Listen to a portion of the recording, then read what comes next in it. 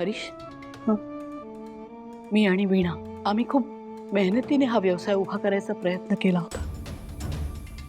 पहिल्यांदा काहीतरी करत होतो, खूप हातपाय मारले आपण. थोडं यश दिसते असं वाटत असतानाच तू मात्र गालबोट लावलंस या व्यवसायाला. अरे हे ड्रग रॅकेट, हे सगळं फक्त सिनेमात टीव्हीवर पाहिलं होतं.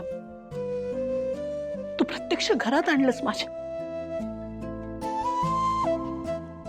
वीणा, हे सगळं नाही झेपू शकणार मी ठरवलंय, हा घरघंटीचा व्यवसाय आत्तापासून आपण बंद करायचा. आई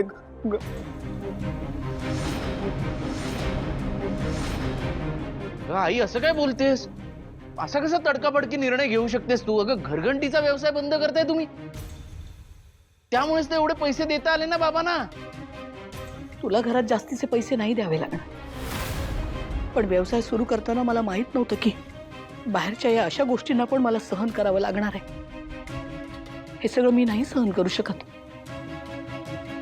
अहो वीणा, मला माफ कर, पण आपल्याला हा व्यवसाय बंद करावाच लागेल.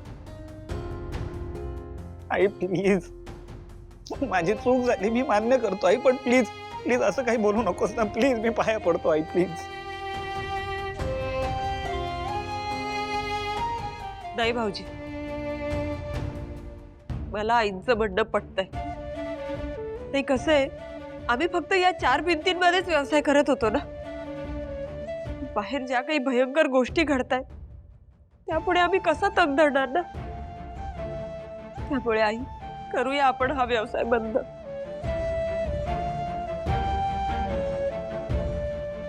वीणा, लक्ष्मी, हा व्यवसाय तुम्ही दोघींनी सुरू केला होता, त्यामुळे याचं पुढे काय करायचं हे तुम्ही दोघीच ठरवा. झाल्या प्रसंगाने आपल्याला सगळ्यांनाच त्रास झाला, पण सगळ्यात जास्त त्रास तुम्हा दोघींना झालाय.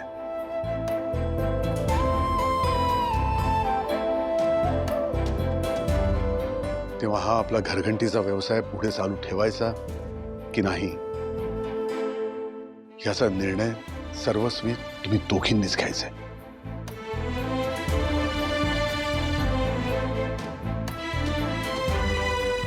वीणा,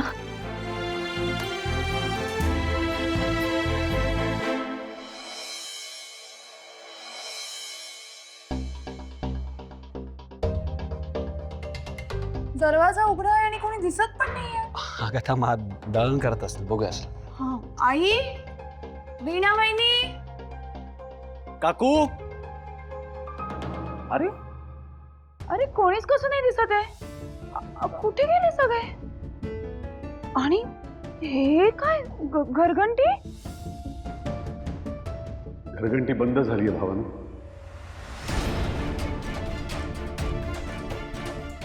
काय? का बंद केली म्हणजे? कुणी? ड्रग प्रकरणाचा वीणा आणि लक्ष्मी दोघींनी खूपच धसका घेतला. पुन्हा असं काही झालं तर या कल्पनेनंच ते इतक्या घाबरले आहेत की त्यांनी घरघंटी बंद करण्याचा निर्णय घेतला.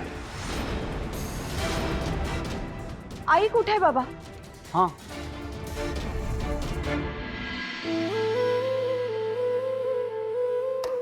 घरातल्या कामांचं काय, ती तर करावीच लागणार.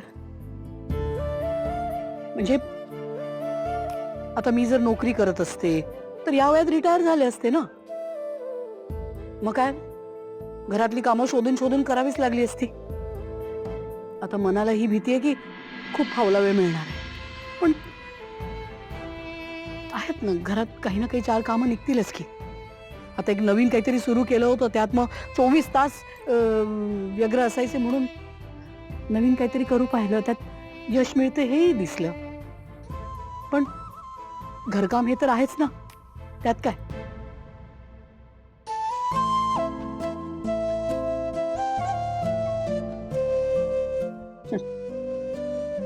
ही मोठी शहाणी.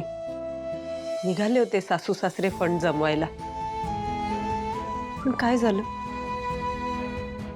ना, मी त्यांना त्यांचं उदरनिर्वाहाचं साधन देऊ शकले तर काहीच करू शकले. आता तर आईबाबांनी घरही काढले बांधायला. काय होणार त्याचं? हे तर काही ऐकणार नाहीत. मला आईबाबांना इथेच सोडून जावं लागणार बहुतेक. घरघंटीचं काय, आत्ता तर आयुष्यात आला होता व्यवसाय, एवढं काय त्यात?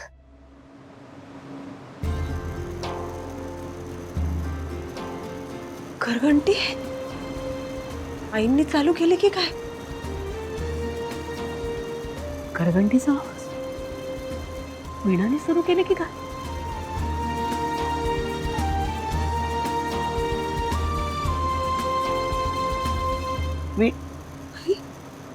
अगं तू इथे आहेस, मग तू घरघंटी सुरू केलीस?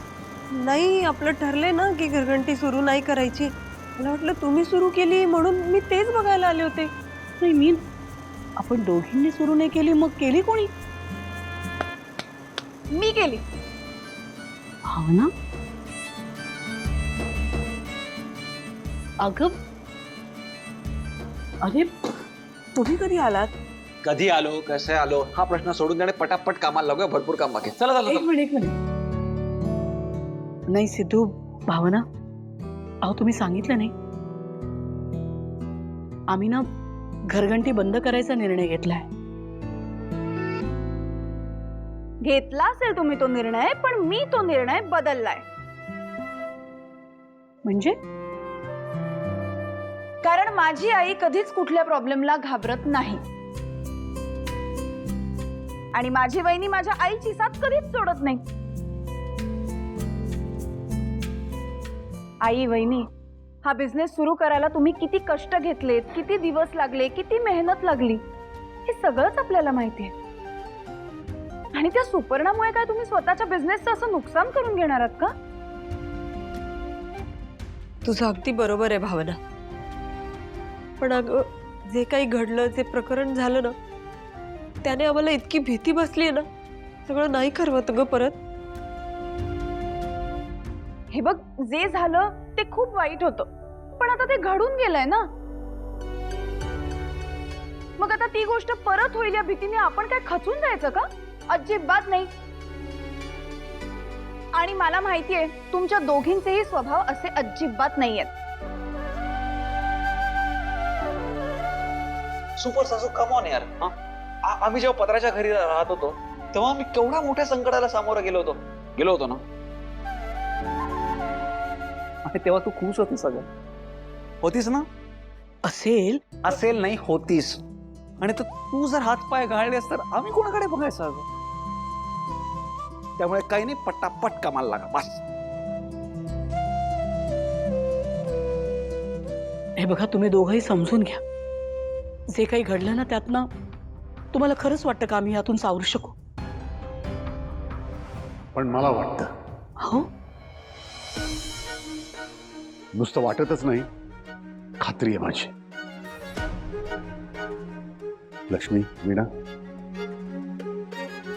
भावना आणि सिद्धू जे सांगतायत ते ऐका तुम्ही. हे बरोबर बोलतायत.